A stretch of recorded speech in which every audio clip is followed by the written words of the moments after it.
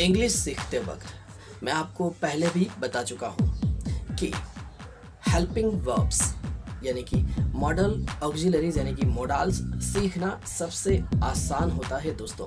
और मैं सबको यही सलाह भी देता हूँ कि शुरुआत इन चीज़ों से ही करें। आज हम कैन को समझने की कोशिश करेंगे। CAN मतलब कैन।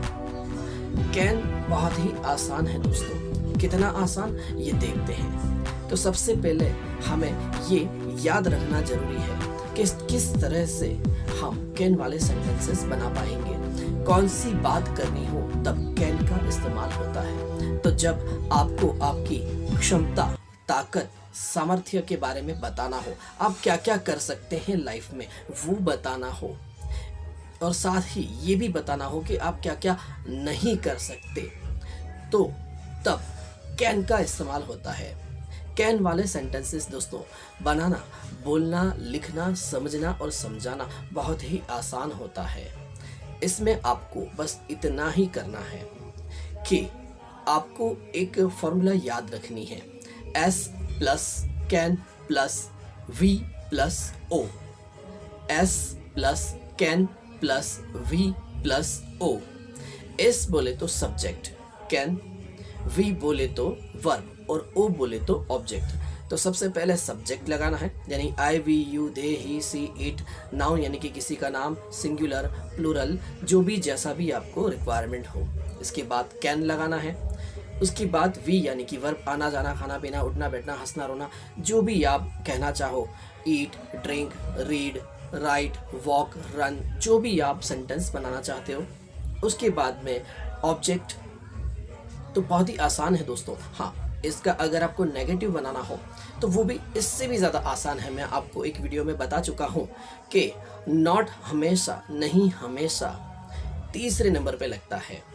यानी कि जब भी कभी किसी भी सेंटेंस को, किसी भी पॉजिटिव यानी कि हकारात्मक सेंटेंस को यानी कि वाक्य को अगर आपको नेगेटिव यानी कि नकारात्मक करना हो, तब आपको बस तीसरे नंबर पर नॉट लगा देना है। यहाँ पर आई कैन नॉट आ गया तीसरे नंबर पे, we can not, you can not, he can not. बस इतना सा आसान है दोस्तों। और आपको ये चीज़ भी मैं ख़ास बता दूं कि जब कभी आप कैन नॉट लिखते हो तब कैन और नॉट के बीच में स्पेस नहीं छोड़ना है, जगह नहीं छोड़नी है। कैन नॉट दोनों साथ में ही लिखना है। आप इसको शॉर्ट फॉर्म में कैंट या कांट भी बोल सकते हो, लिख सकते हो।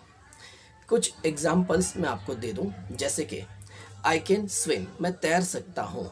आई कैन रन, मैं भाग सकता हूँ। इस सेंटेंस को अगर ऑब्जेक्ट के साथ थोड़ा लंबा करना चाहे तो आई कैन रन फास्ट, मैं तेजी से भाग सकता हूँ।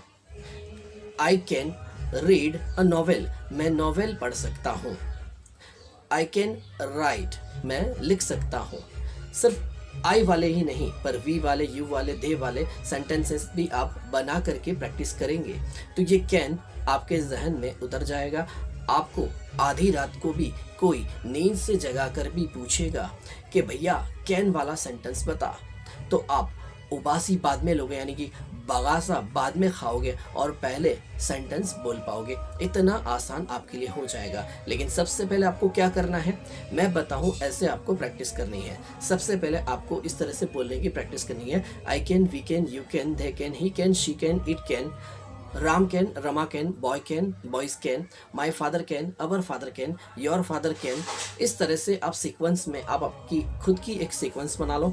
इस तरह से सेंटेंसेस आपको बोलने हैं ताकि आपकी ज़बान सेट हो जाए।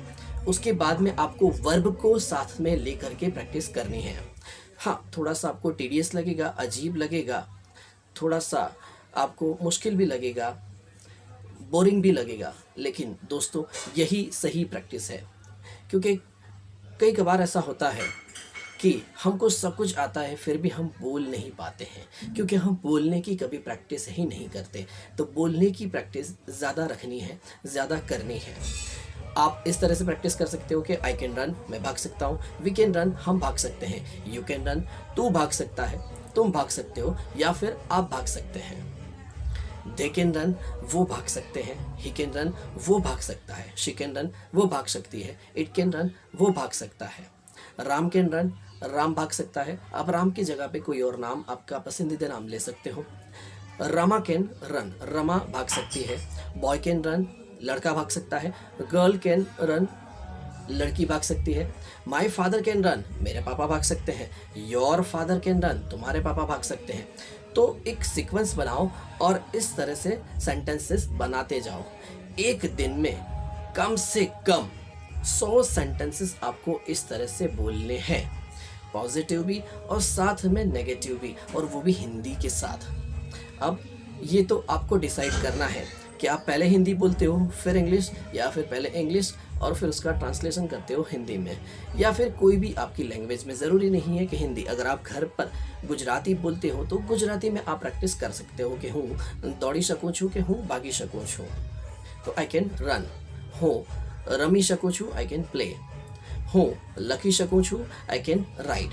तो प्रैक्टिस ज़रूरी है इसमें, तो प्रैक्टिस कीजिए, हो सके उतनी बार बोलिए, हो सके उतने ज़्यादा सेंटेंसेस बोलिए, फिर देखिएगा कि कैन आपके लिए कितना आसान हो जाता है। और जब ये कैन, जब ये एक चीज़, जब ये एक हेल्पिंग वर्ब, जब ये एक मॉडल आपके लिए आसान हो जाएगा, तो मेरा दावा है, मेरा ये मानना है कि बाकी के जितने भी हेल्पिंग वर्ब है, इसके अलावा के भी शुड, वुड, मस्ट, जितने भी ये have to, has to, will have to, वो भी आपके लिए आसान हो जाएंगे।